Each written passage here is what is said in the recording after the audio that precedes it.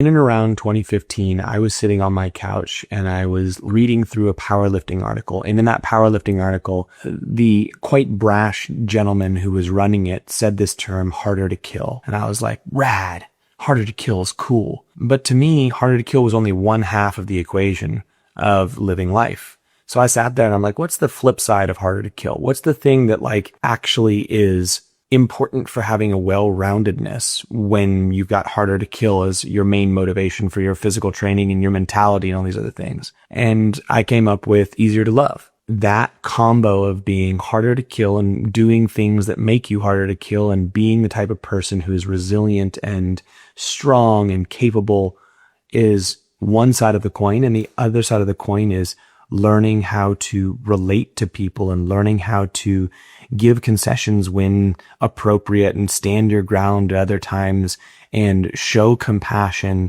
and just be easier to love as a person. And those two things coming together, to me, those are what I want for fathers.